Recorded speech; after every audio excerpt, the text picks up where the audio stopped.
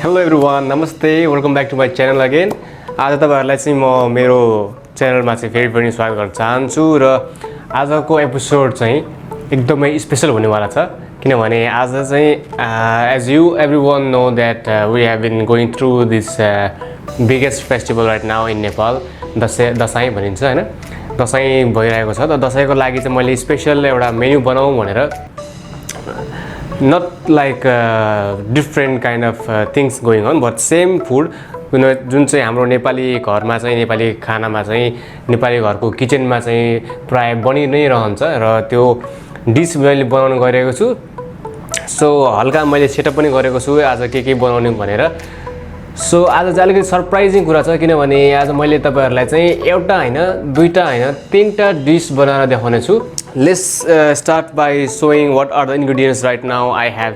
आलुको अचार, आलुमा चाहिँ मैले आलु मटर काँक्रो मिसाएर चाहिँ एउटा मज्जाको नेपाली स्टाइलको अचार बनाउनेवाला छु र त्यसपछि मैले बनाउने छु पुलाउ भन्ने बित्तिकै हाम्रो चाहिँ मोस्टली ओकेजनहरुमा, पार्टीहरुमा र फ्यामिली ग्यादरिङहरुमा सेलिब्रेसन गर्ने बेलामा चाहिँ पुलाउ बनाउने गरिन्छ। घरमा पुलाउहरु हालेर यसमा चाहिँ अब हरेक किसमिसहरु हालेर काजु बदामहरु हालेर बनाउने गरिन्छ पुलाउ। र आज मैले चाहिँ हजुरहरुको माझमा चाहिँ काजु हालेर है त, ल काजु हालेर बनाऊ। आज किसमिस नभए पनि काजु हालौं अनि पछि हल्का हाम्रो स्पाइसेसहरु नेचुरल नेपालीज स्पाइसेसहरु युज गरेर चाहिँ टक्क बनाइन्छ।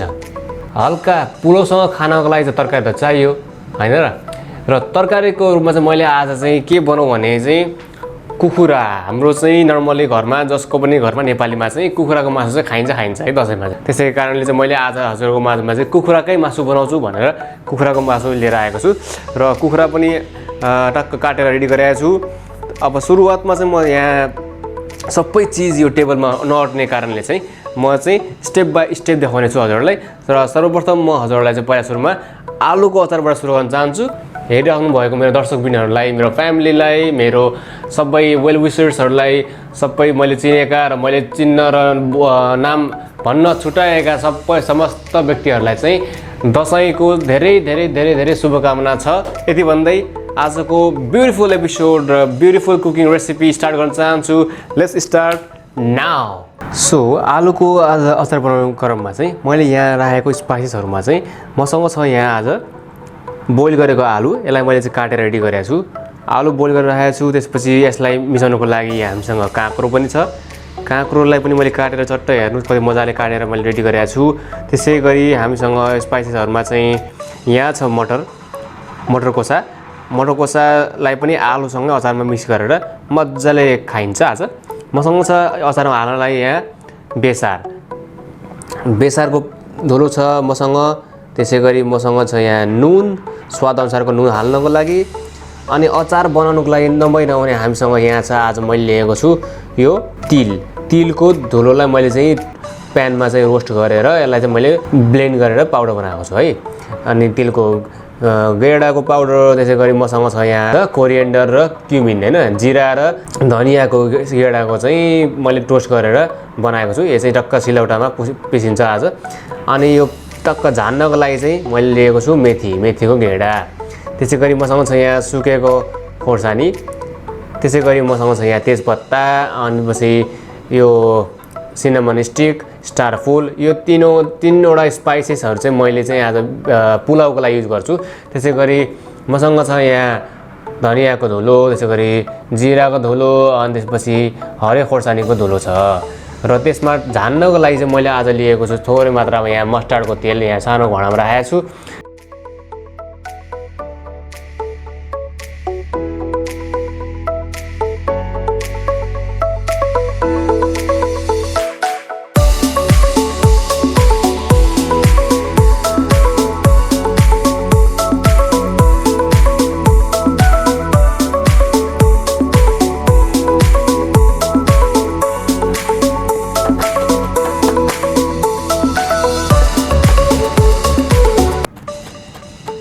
ओके गाइज, एउटा मिक्सिङ बोल लिउँ है, एउटा सफा मिक्सिङ बोल लिउँ र यसमा चाहिँ आलु, सबैभन्दा पहिला चाहिँ आलुलाई चाहिँ यो मिक्सिङ बोलमा हालौँ है।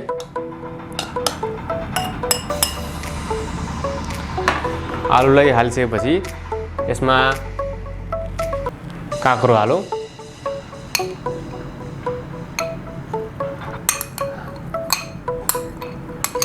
काँक्रो पनि हाल्यो। त्यसै गरी अब यसमा हामीले चाहिँ मर मसलाहरू हाल्नु पर्छ र पहिला चप चप काटेको हरियो खोर्सानी चट्टा हालौँ होइन। त्यसै गरी हामीले हाल्नुपर्ने छ अब मटर कोसा। मटर कोसा त कसरी बिर्सिनु होला होइन। मटर कोसा पनि सरररररर दिने हो यसरी। चट्ट मटर कोसा हालेपछि यसमा चाहिँ यो पिसेको तिलको धुलो सट्ट हाल्ने सबै र हामीले राखेको यो बेसार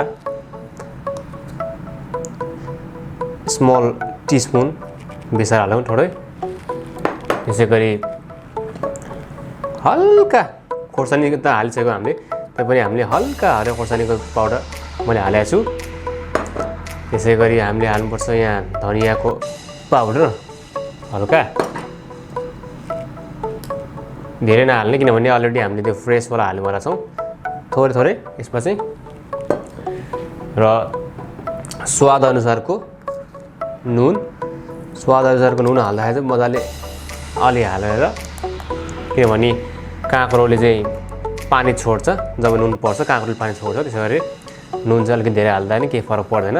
अब यो त भयो, यसमा भयो। यसमा चाहिँ अब हामीले चाहिँ यो सिलौटोमा चाहिँ हामीले पिस्नुपर्ने हुन्छ। यो भुटेको जिरा गेडा र धनियाको गेडा चाहिँ हाल्नुपर्ने हुन्छ। खलमा हालौँ यसरी। अब नेपालको जस्तो ढुङ्गाको खल पाइँदैन, त्यसैले यो मेटलको एउटा खल छ मसँग। अब यसलाई चाहिँ हामीले चाहिँ पिन्दाखेरि चाहिँ भुटेको भए तापनि थोरै मात्रामा चाहिँ नुन अलिकति हालौँ अनि यसलाई मजाले यसरी पिसौँ।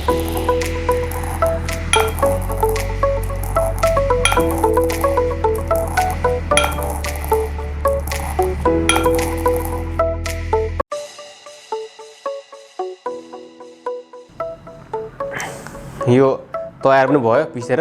अब म यसमा चाहिँ माथिबाट हाल्छु, हेर्नु है, सबै चट्टा हालिदिने। यो हालेर रेडी भयो। अब यसलाई चाहिँ अब झान्नुपर्छ। मेथी पुराएर, मेथी र बेसार तेलमा फ्राई पुराएर यसको माथि झान्नुपर्छ।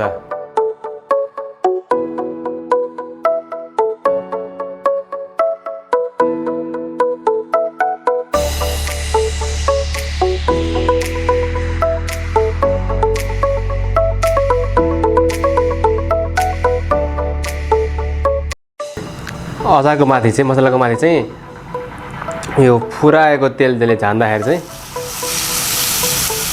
सबै यसमा भएको मसलाहरूको चाहिँ फुल फ्लेभर चाहिँ माथि आइपुग्छ।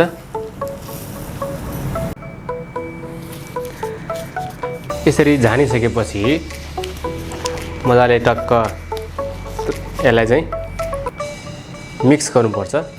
मैले ग्लोभ्स लगाएर मिक्स गर्न खोजेको छु। चट्ट यसरी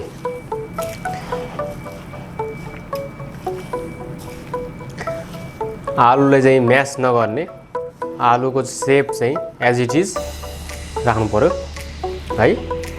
यसरी हेर्नु त, मेरो त मुखमा पनि पानी आइसक्यो है अब आलुको अचार देखेर। अब यसमा मैले सानो एउटा चाहिँ एक टुक्रो कागती चाहिँ निचालेर हाल्दाखेरि चाहिँ यसरी हातले यसरी छेकेर यसको रस चाहिँ जाओस् र यसको भित्रको सिड चाहिँ हातमै अड्किन्छ, निकाल्नलाई सजिलो हुन्छ। नत्र यतिकै हाल्दाखेरि खसिहाल्यो भने फेरि खोजिरहनु पर्छ सिड कतापट्टि छ भनेर। हेर्नु है, यसरी मजाले निचारेर कागतीको रस आधा कागती हाले पुग्छ, धेरै हाल्नु पर्दैन। यसलाई साइड लगाइदिउँ र अब फेरि यसलाई चट्ट मोल्ने यसरी मोलिसकेपछि हेर्नु त खाउँ खाउँ लागेन त मेरो त मुखमा पानी पनि आइसक्यो हेर्नु है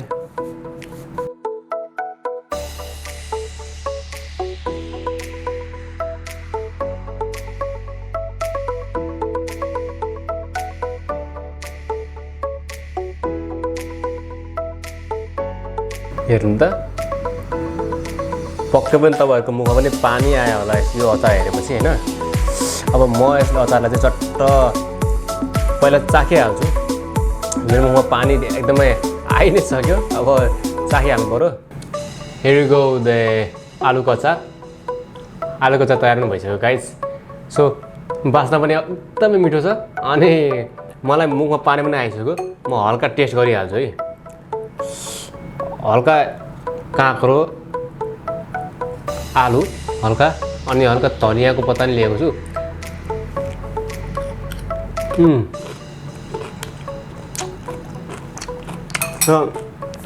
एकदमै नुन काटेको झोल मसलाहरू अनि त्यो झानेको तेलमा त्यो मेथी फुराएर र बेसार हालेर झान्दाखेरिको सबै यो फ्लेभरहरू एकदमै हर्ब्सको फ्लेभरहरू चाहिँ एकदमै उडेर आएको छ र एकदमै मिठो छ अब यसलाई म साइडमा राख्छु अब हामी बनाउँछौँ कुखुराको मासु र साथसाथै हामी पुलाउ पनि बनाउँछौँ है सर्वप्रथम म तपाईँहरूलाई चाहिँ पुलाउ बनाउन देखाउँछु पुलाउ बनाएर अनि त्यो पुलाउ पाक्दै गर्दाखेरि त्यसपछि कुखुराको मासु पनि पकाउँछु so let's go to make a pulao काजुको पुलाउ लेट्स गो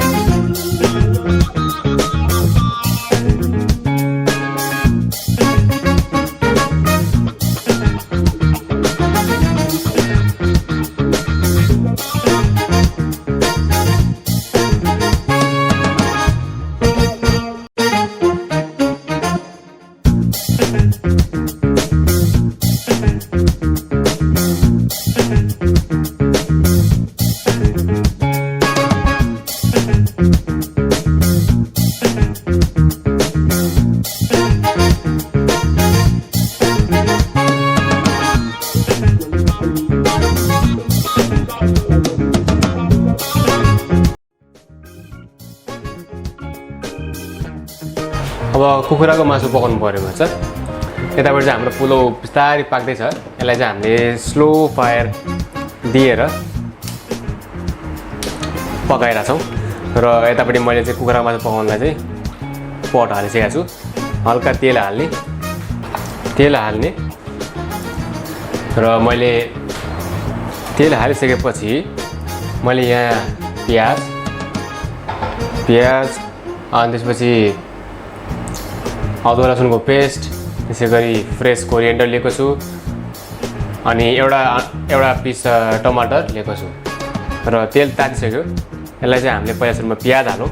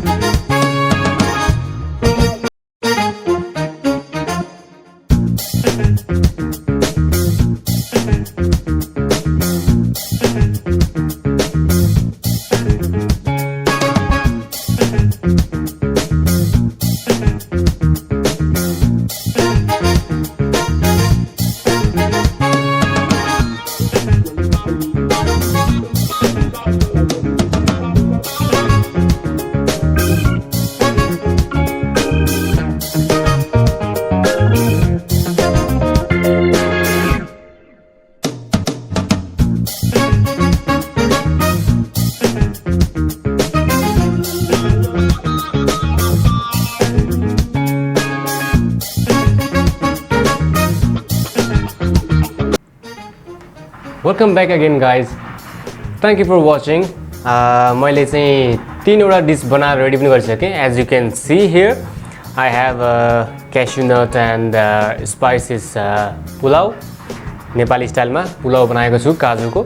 त्यसै गरी मैले कुखुराको मासु झोल हालेर, हल्का लेदो हालेर, त्यसै गरी मसँग छ यहाँ आलु केराउ, आलु मटर कोसा र काँक्रोको अचार।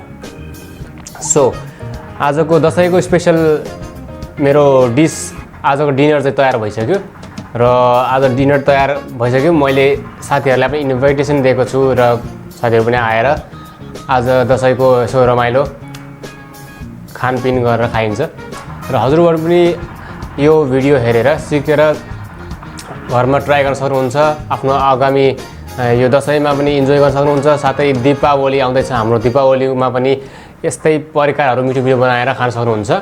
र फेरि पनि एकचोटि समस्त नेपाली दाजुभाइ दिदीबहिनीहरूलाई र मेरो भिडियो हेरिरहनु भएको all the people loving people out there, happy Dashain. र यदि मन परेको छ र कमेन्ट गर्न चाहनुहुन्छ भने कृपया मेरो युट्युब च्यानलको कमेन्ट सेक्सन डाउन बिलोमा कमेन्ट गर्नुहोला। यति भन्दै आजको मेरो ब्युटिफुल रेसिपीको भिडियो यहीँ टुङ्ग्याउन चाहन्छु। त्यतिन्जेलसम्म हजुरहरू आफ्नो ख्याल राख्नुहोला।